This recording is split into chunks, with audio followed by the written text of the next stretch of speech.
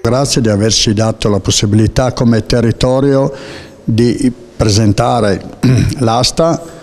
e tutto quello che avviene nella settimana dell'asta, tra cui questi convegni. I convegni servono per fare conoscenza e per portare all'interno del territorio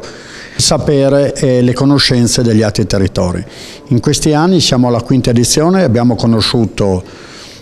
varie realtà, tra cui Veneto Agricoltura, che assieme alla cooperativa Legno Servizi ci hanno fatto conoscere varie realtà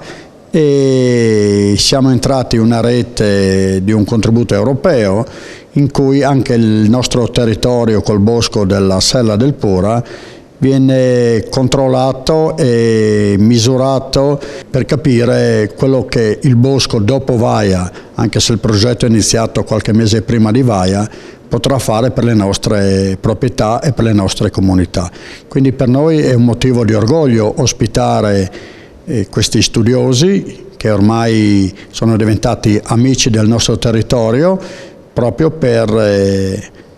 tra virgolette, rubare le esperienze fatte dall'Università di Padova, che a livello poi nazionale è una delle prime, e per far crescere anche i nostri dottori forestali del territorio.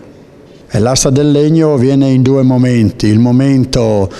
vero e proprio è a buste chiuse entro un paio di giorni prima dell'asta, che è sabato 14, con la vera asta dei migliori 20 tronchi depositati nel piazzale Adam Pezzo, su 190 tronchi che le varie ditte boschive o proprietà forestali hanno depositato in questi 10 giorni. Una commissione di esperti, dottori forestali del territorio, li ha valutati, classificate,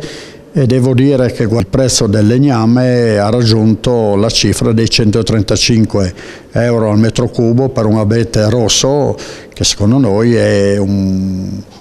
livello economico ante Vaia di auspicio e di serenità per le casse delle amministrazioni comunali che sono proprietarie dei grandi boschi della Cagna.